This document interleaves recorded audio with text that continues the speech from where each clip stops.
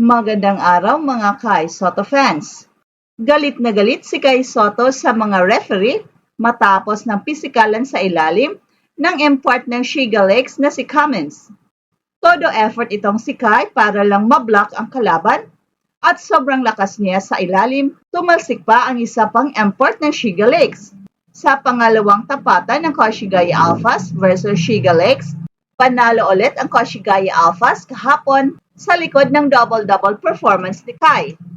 Ngayon, makakabawi kaya ang Shiga Lakes o tuloy-tuloy ang dominasyon ng Koshigaya Alphas? Sa unang quarter pa lang, nagpalitan agad ng baskets ang dalawang kupunan. Akala ng guard ng Shiga, may libreng tira na siya, pero hinabol ito ni Kai. Sa gitna ng first quarter, nagkaroon ng 9 points lead ang Koshigaya Alphas. Ang unang puntos ni Kai ay mula sa isang slam dunk sa transition play. At sa huling bahagi ng quarter, nabawi ng Shiga Lakes ang kalamangan matapos ang tres ni Sasakura sa buzzer, 21-20. Sa second quarter, nag-init si Sasakura sa opensa ng Koshigaya Alphas pero sayang ang basket ni Kai sa poste dahil naubusan ng shot clock. Muling bumawi si Kai sa ilalim, nakakuha ng alley-oop dunk mula kay Matsuyama at nagdala dito ng 8 points sa quarter. Na-foul din siya at naipasok ang dalawang free throws kaya umabot sa 18 points ang lamang ng Koshigaya Alphas. Sa halftime, lamang pa rin ang Koshigaya Alphas, 52-38. Pero nag-beast mode si Kai sa mga referee dahil sa physical na laro ng import ng Shiga. Sa third quarter, sinubukan ng Shiga na may baba ang lamang sa single digits. Muling nagpakitang gila si Kai sa ilalim kahit natawagan ng unsportsmanlike foul. Counted pa rin ang kanyang and-one play. At sa late minutes, nakapagbigay si Kai ng crucial wing three-pointer na nagpanumbalik sa kontrol ng Alphas. Lamang ang Koshigaya Alphas, 67-59 sa pagtatapos ng quarter. Sa fourth quarter, nananatiling kontrolado ng Alphas ang laro kahit na ibaba ng Shiga Lakes sa 4 ang lamang. Pero hindi nila na-sustain ang kanilang run, nag-convert pa si Kai ng mga free throws, at sa huli, hindi makalapit ang Shiga Lakes dahil sa matibay na depensa at opensa ng Koshigaya Alphas. Panalo ang Koshigaya Alphas sa likod ng 18 points, 12 rebounds at 2 blocks ni Kai Soto. Dominado. Ang Koshigaya Alphas ay muling nagpakita ng kanilang lakas matapos magtala ng isa na namang panalo laban sa Shiga Lakes sa kanilang back-to-back na sagupaan. Sa pangunguna ni Kai, na nagtala ng 18 points, 12 rebounds and 2 blocks, muling pinatunayan ng Alphas ang kanilang kakayahang magdomina sa parehong opensa at depensa. Ang laban na ito ay hindi lamang nagbigay ng momentum sa kanilang kumpanya, kundi ipinakita rin ang malaking papel ni Kai bilang isa sa mga pangunahing manlalaro ng kupunan.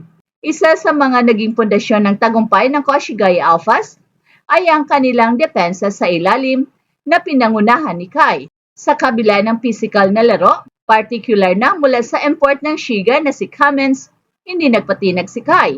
Ang kanyang shot blocking at rim protection ay naging hadlang sa maraming tira ng kalaban, dahilan upang mawala ng kumpiyansa ang opensa ng Shiga. Sa bawat tangkang makalusot ng mga big men ng Shiga, nandoon si Kai upang itapat ang kanyang lakas at taas na siyang nagresulta sa isang highlight defensive plays, kabilang na ang kanyang nakakamanghang block sa unang quarter. Bukod sa kanyang depensa, nagbigay din si Kai ng mahalagang puntos sa opensa. Ang kanyang unang basket ay isang malupit na slam dunk sa transition play na nagbigay ng sigla sa kanilang kampanya sa first quarter.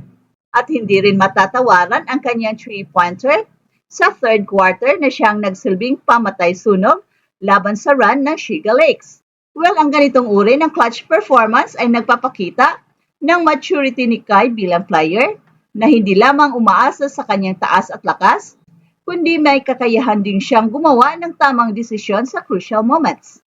Hindi lamang si Kai ang dahilan ng tagumpay ng Koshigaya Alphas, malaking papel ang ginagampanan ng kanilang magandang ball movement at play execution. Mula sa setup ni Source at Matsuyama, hanggang sa mga timely passes kay Kai sa ilalim, makikita ang magandang chemistry ng kupunan. Ang kanilang organized na opensa ang naging dahilan kung bakit hindi nila hinayaan na maubusan ng momentum. lalo na sa mga pagkakataong nagkaroon ng mini-run ang Shiga Lakes. Ang kanilang ability na mag-adjust at mananatili sa sistema ay nagpapatunay ng kanilang lakas bilang isang cohesive unit. Well, sa kabilang banda naman, ang Shiga Lakes ay patuloy na nakikipaglaban sa kanilang inconsistency. Bagamat nagkaroon sila ng mga runs sa third and fourth quarters, hindi nila napanatili ang momentum dahil sa turnovers at kawalan ng disiplina sa depensa. Ang kanilang import na si Cummins ay nagbigay ng physical na presensya sa ilalim, ngunit hindi ito sapat upang buhatin ang kupunan laban sa solidong depensa ng Koshigaya Alphas. Ang kanilang perimeter shooting ay hindi rin naging sapat, lalo na sa mga crucial moments na kailangang maibaba ang kalamangan ng Koshigaya. Isa sa mga pangunahing dahilan ng tagumpay ng Koshigaya Alphas ay ang kanilang mabilis na adjustment sa bawat sitwasyon.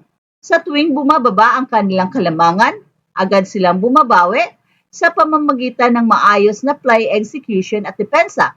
Ang kanilang counter run sa huling bahagi ng third quarter na pinangunahan ni Kai ay isang halimbawa kung paano nila naibalik ang kontrol ng laro.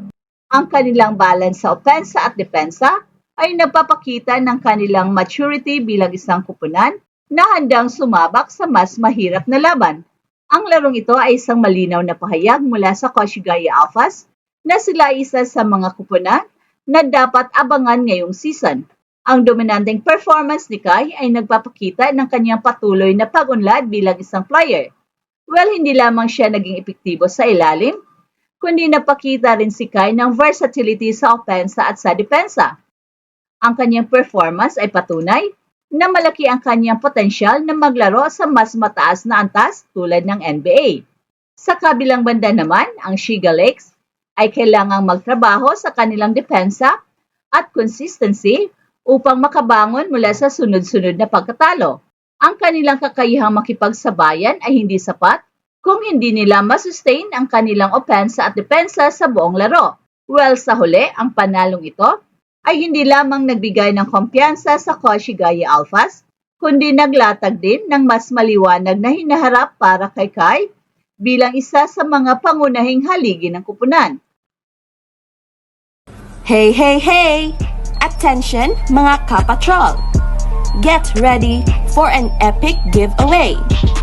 Once Express Info hits 150k subscribers, one lucky winner will win the incredible Oppo Reno 11F 5G smartphone. Here's how to join. Step 1. Subscribe to Express Info right now. Step 2. Like this video. Then step 3. Comment anything good and positive about our idol Kai Soto. Super easy. Just subscribe, like, and comment.